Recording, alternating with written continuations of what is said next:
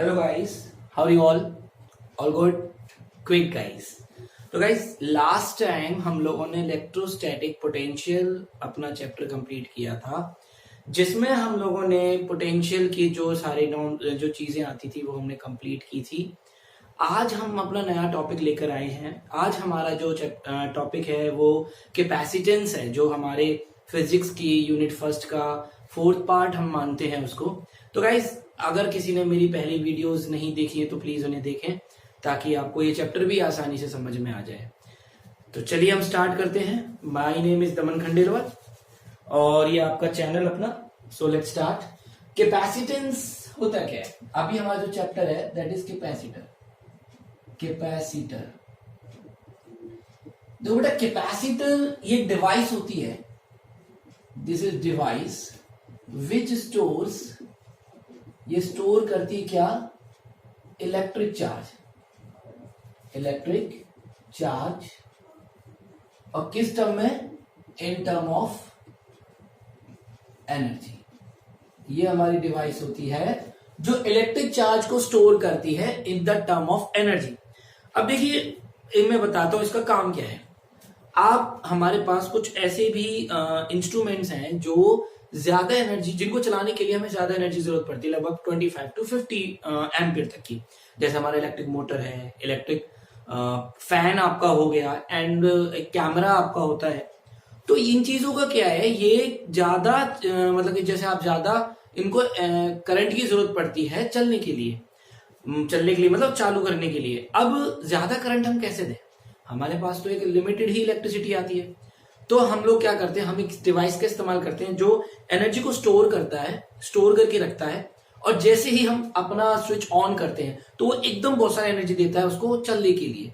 बाद में electrical energy चलती रहती है और वो हमारा जो डिवाइस है वो काम करती रहती है। अब आप ये कहेंगे कि सर हम तो डायरेक्ट ही क्यों नहीं कनेक्ट कर देते, हमें इसकी जरूरत क्यों पड़ती है? तो मैं आपको बताता हूँ, डायरेक्ट कनेक्ट आप इसलिए नहीं करते हैं क्योंकि अब जैसे आपने ना फ्रिक्शन में पढ़ा है कि एक बड़ा सा पत्थर है, उस बड़े से पत्थर को आपने मोशन में लाना है। लेकिन जब वो पत्थर रुका हुआ है और जब स्टार्टिंग में आप उस पर फोर्स लगा रहे हो तो आपको ज्यादा फोर्स की जरूरत पड़ती है। उसके बाद जब पत्थर मोशन में आ जाए तो आप थोड़ा थोड़ा फोर्स भी लगाते रहते तो पत्थर मोशन में चलता रहता है। लेकिन स्टार्टिंग में आपको ज्यादा ताकत की जरूरत पड़ती है। तभी आपने ये पढ़ा है कि काइनेटिक जो काइनेटिक स्टैटिक फ्रिक्शन होता है वो ज्यादा होता है काइनेटिक के मुकाबले। उसी तरह से जब फैन या मोटर को शुरुआत में चलने के लिए, मतलब चलने का मतलब ऑन होने के लिए, वर्किंग में आने के लिए बहुत ज्यादा एनर्जी की जरूरत पड़ती है। और वो बहुत ज्यादा एनर्जी उनको कहां से मिलती है? उनको मिलती है बाय कैपेसिटर। कैपेसिटर एनर्जी को स्टोर करके रखता है। फिर जैसे ही हमें जरूरत पड़ती है, हमने फैन ऑन किया, जैसी जरूरत पड़ी कैपेसिटर ने एक साथ बहुत सारी इलेक्ट्रिसिटी दे दी एंड हमारा जो फैन है वो चलना शुरू हो गया। फैन चलना शुरू हो गया। सिमिलरली हमारे जो मोटर है, कैमरा है, वो वर्क करता है। फिर कैपेसिटर अपने पास शुरू हो जाता है अपनी चार्ज को स्टोर करने के लिए। तो इसीलिए हम लोग कैपेसिटर का इस्तेमाल करते हैं। तो कैपेसिटर क्या है? ये वो डिवाइस है विच store the electric charge in term of energy. फिर एक टर्म आती है आपकी कैपेसिटेंस। कैपेसिटेंस क्या है? ये कैपेसिटर की एबिलिटी है। तो ये क्या हो जाएगी? Ability to store electric charge. तो ये क्या है? ये एबिलिटी है जो इलेक्ट्रिक चार्ज को स्टोर करता है। कैपेसिटेंस एबिलिटी होगी, कैपेसिटर एक डिवाइस हो गई। Is that clear? ओके। अब कहानी क्या है? अब आपको पता है कि आप जितना चार्ज कहीं देते हैं तो आपका पोटेंशियल बढ़ता है। तो यहां पर जो चार्ज होता है, किसी भी प्लेट को आप चार्ज दे रहे हो, वो डायरेक्टली प्रोपोर्शनल होता है पोटेंशियल के। तब प्रोपोर्शनल को इक्वल टू में कन्वर्ट करेंगे तो Q is equal to CV and C is equal to होता है आपका Q अपॉन V, वेयर जो आपका C है, C इज दी कैपेसिटेंस। जहां पे जो C है वो क्या है? आपका कैपेसिटेंस है। अब यहां एक चीज ध्यान देने वाली बात है, ये जो कैपेसिटेंस है आपको खुद दिख रहा है, ये कांस्टेंट होगी भाई। कांस्टेंट ऑफ प्रोपोर्शनैलिटी हम लोग कहते हैं इसको। तो जब C आपका क्या है, जब ये कांस्टेंट है तो आपका जो C है ये आपका किस पे हो जाएगा? ये इंडिपेंडेंट हो जाएगा। किस पे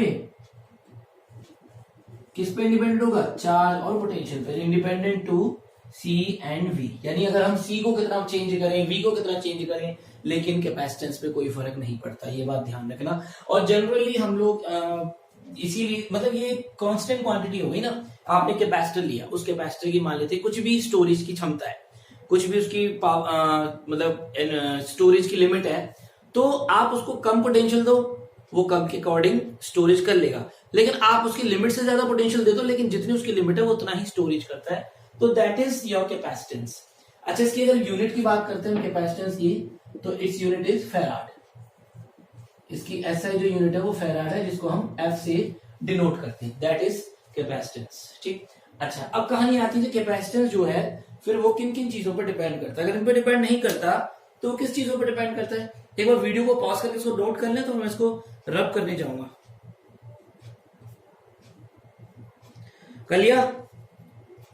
कर लिया okay.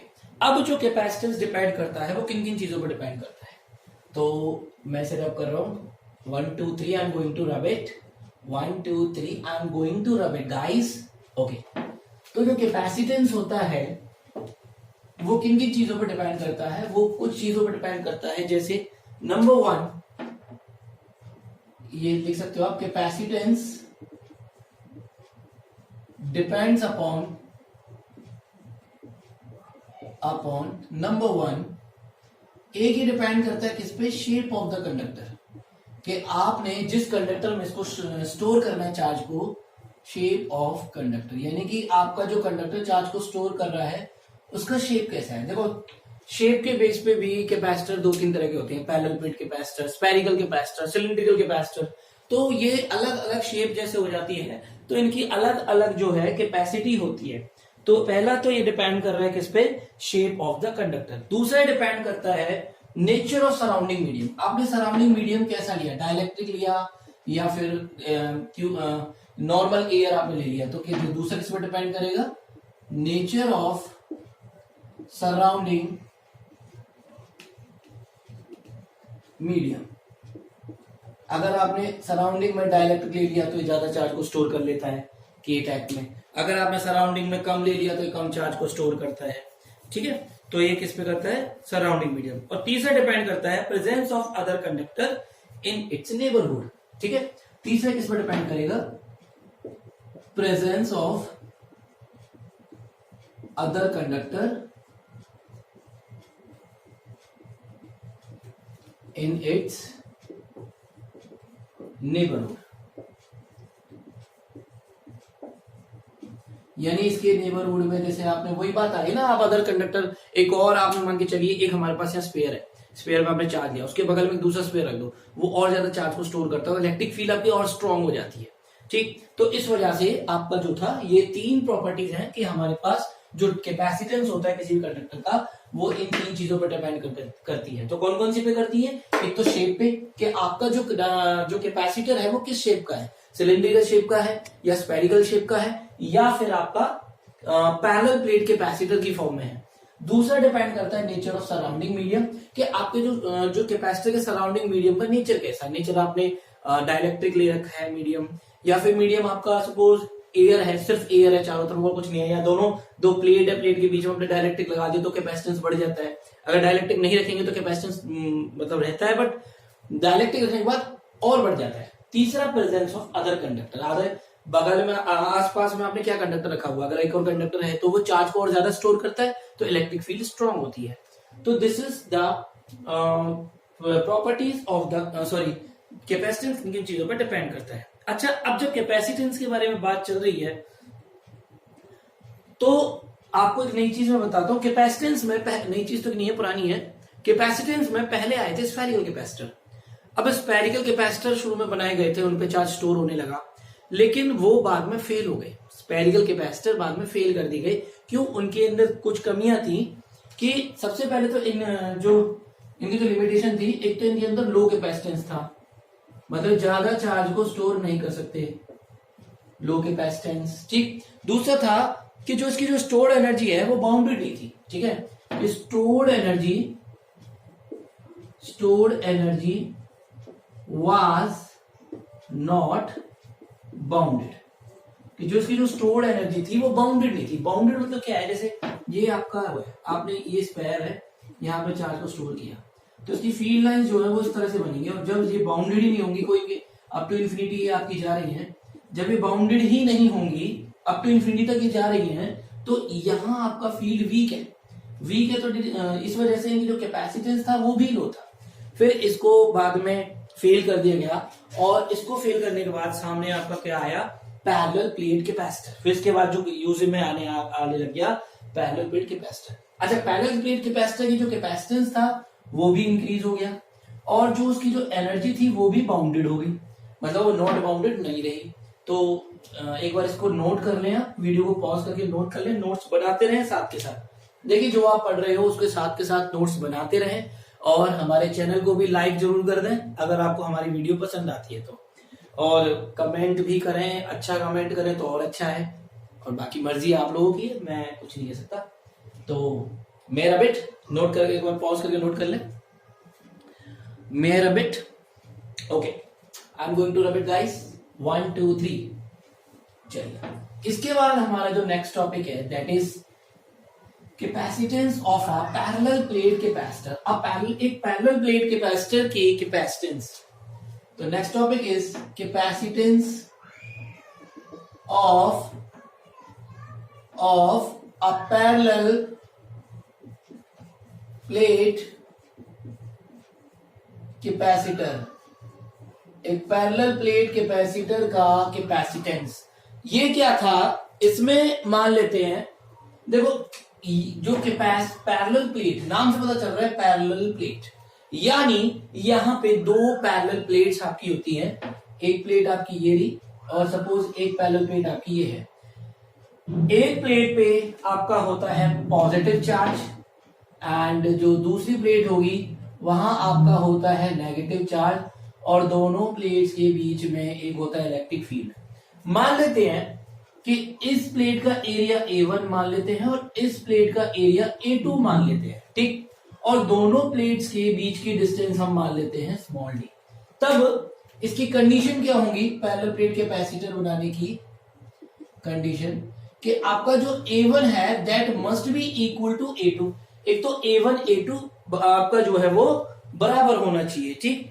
A1 A2 must be equal to A2। और दूसरा, एक तो ये, और जो दूसरी कंडीशन है, जो ये डिस्टेंस है ना दोनों प्लेट्स के बीच का, that should be very very small in comparison to the area.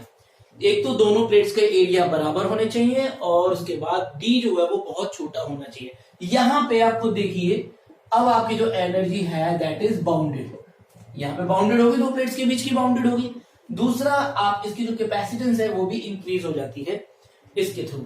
अब हम निकालेंगे capacitance of this parallel plate. जहां भी आपको कैपेसिटेंस कैलकुलेट करना है, जहां भी कैपेसिटेंस कैलकुलेट करना है, तो पोटेंशियल कैलकुलेट कर लो, and C is equals to Q upon V में पुट कर देंगे, आसानी से आपका कैपेसिटेंस आ जाएगा।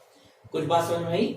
एक जहां भी कैपेसिटेंस कैलकुलेट करना है, पहले V कैलकुलेट करो, V कैलकुलेट करके C is equals to Q upon V में पुट कर दो, आसानी से आपका ये आ जाएगा।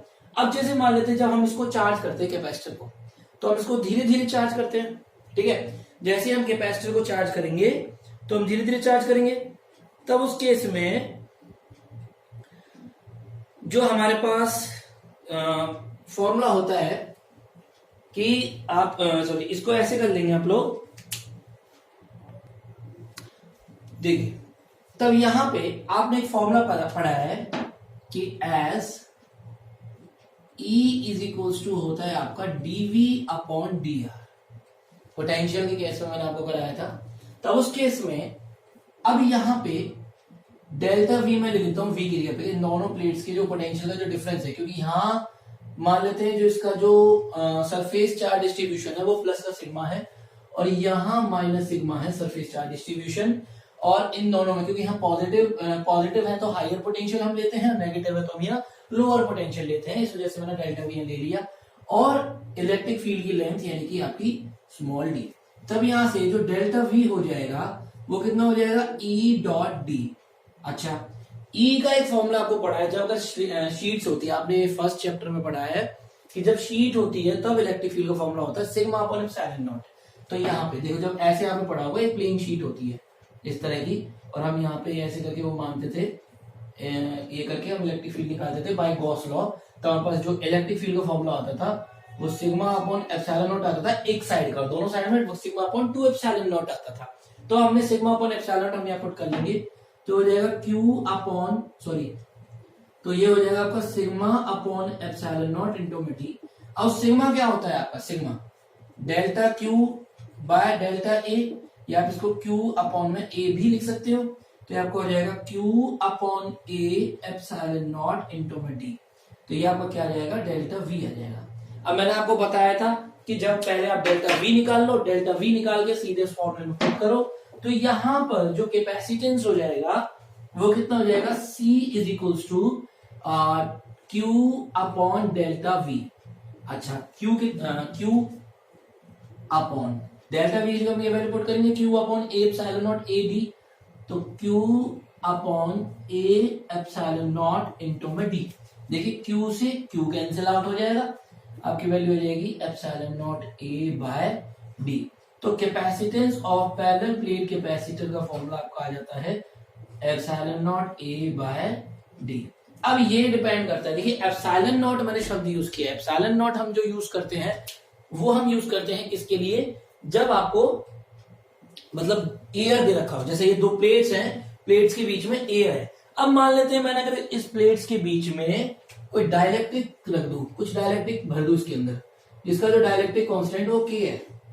अगर मैं प्लेट्स के बीच में डाइलेक्ट्रिक भर देता हूं जिसका डाइलेक्ट्रिक कांस्टेंट के है, ध्यान रखना इस प्लेट के बीच में रखा है मैंने, फुल्ली भरा हुआ है यहां से लेके यहां तक, आधा पर्दा भी नहीं भरा। जैसे दो प्लेट्स हैं, इन दो प्लेट्स में यहां से लेके यहां तक, जैसे यहां से लेके यहां तक और यहां से यहां तक पूरे मैंने डाइलेक्ट्रिक भर दिया, तब जो इसका जो कैपेसिटेंस है, मान लेते हैं कैपेसिटेंस का सी डैश बन जाता है, तो सी डैश हो जाएगा के इंटू में सी, यानी कि सी का के गुना हो जाएगा इसका कैपेसिटेंस। ये याद रखना, अगर आप डाइलेक्ट्रिक भर देते हो बीच में तो कैपेसिटेंस पहले वाले कैपेसिटेंस का जब एयर थी उसका के गुना हो जाता है, अगर डाइलेक्ट्रिक आपने के फिल किया है तो।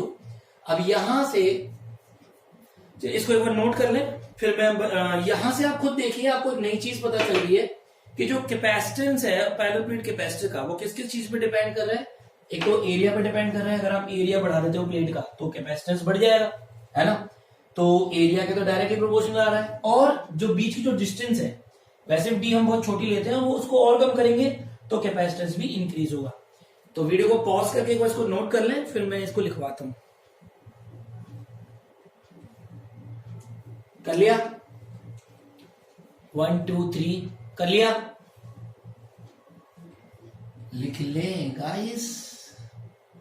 चलिए अब तो हो गया होगा I think, so I am going to rub it. देखिए नेक्स्ट अब हमें जो पहले हम देखते हैं कि किन किन चीजों पर डिपेंड करता है। तो ये फॉर्मूला हमारा आया था, अब खुद देखिए कि यहां से हमें पता चला कि हैंस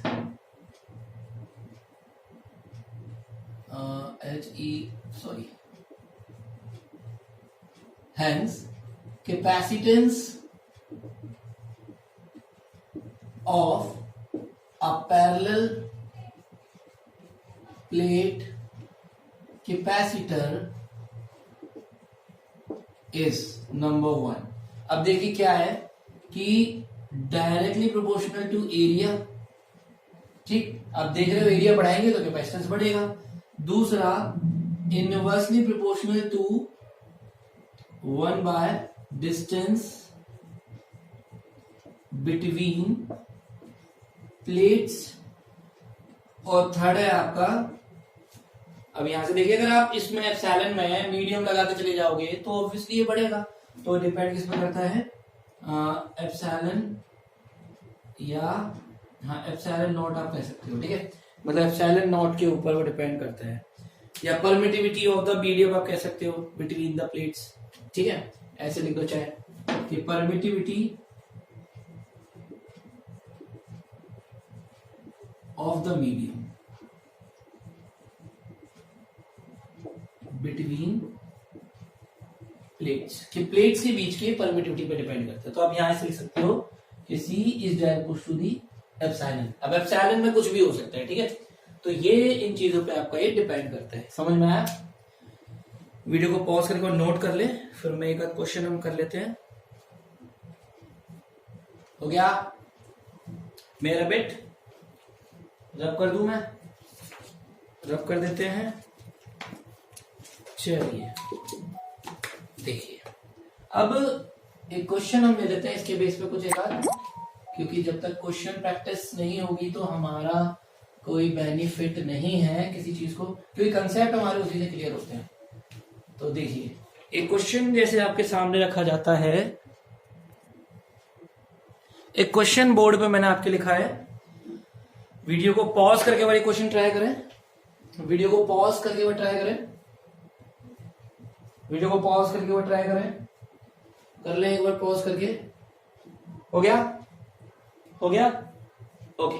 देखिए, अब ये क्वेश्चन है, बड़ा आसान क्वेश्चन है। वो कह रहा है कि कैपेसिटर ऑफ 20 माइक्रोफैराड, यानी आपको कैपेसिटर्स दे रखा है 20 माइक्रोफैराड, इस charge to a potential 10 volt, यानी जो आपको डेल्टा वी की वैल्यू गिवन है दैट इज 10 किलो वोल्ट, यानी 10 into 10 to the power 3 volt. अच्छा, अब आपको पूछा क्या, चार्ज पूछा है, सिंपल फॉर्मूला अप्लाई कर दो, Q is equal to C upon delta V, और यहां से C आपका क्या हो जाएगा, C is equal to Q into V होता है ना, ये तो फॉर्मूला आपने पढ़ा है, C is equal to Q into में V, क्या से Q इज इक्वल टू हो जाएगा C अपॉन V, तो C आप रखें कितना हो जाएगा 20 microfarad, 10 to the power minus के 6 अपॉन 10 इंटू 10 टू द पावर 3। अब देखिए, इससे ये कट जाएगा, ये ऊपर चल जाएगा 9, यानी 2 into 10 to the power minus 9, और क्या निकालना है, चार्ज, तो इतने कूलाम चार्ज जो है उस पर लाई करेगा। क्लियर। चलिए एक क्वेश्चन और मैं देता हूं, ये वाला क्वेश्चन आप जरा करो, कि मैंने मार्कर कहां रख दिया, ये रख दिया। ये क्वेश्चन है, हमारे पास दो प्लेट्स हैं, ये प्लेट ए, ये प्लेट बी, थोड़ी ड्राइंग मेरी ऐसी आ रही है आज, और ये बीच की डिस्टेंस हम मान लेते हैं सपोज d, और ये इसका ब्रेथ है, ये इसकी लेंथ है b, ठीक। और क्वेश्चन कह रहा है कि find capacitance of the arrangement, जो अरेंजमेंट आपको गिवन है उसका कैपेसिटेंस निकाल दो, क्या आएगा।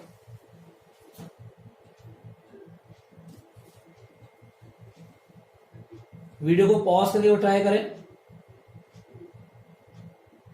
चलिए देखिए, पॉज कर लिया, ट्राई कर लिया। अच्छा देखो, अब हमें इसका निकालना है, आपको सिंपल पता है कि फॉर्मूला होता है C is equal to epsilon not A by D, तो एप्सिलॉन नॉट आपका रहेगा, एरिया कितना हो जाएगा A इंटू बी, यानी और बाय D, बस सिंपल सी चीज है, epsilon not A B by D, ठीक। इसको पॉज करके ट्राई, सॉरी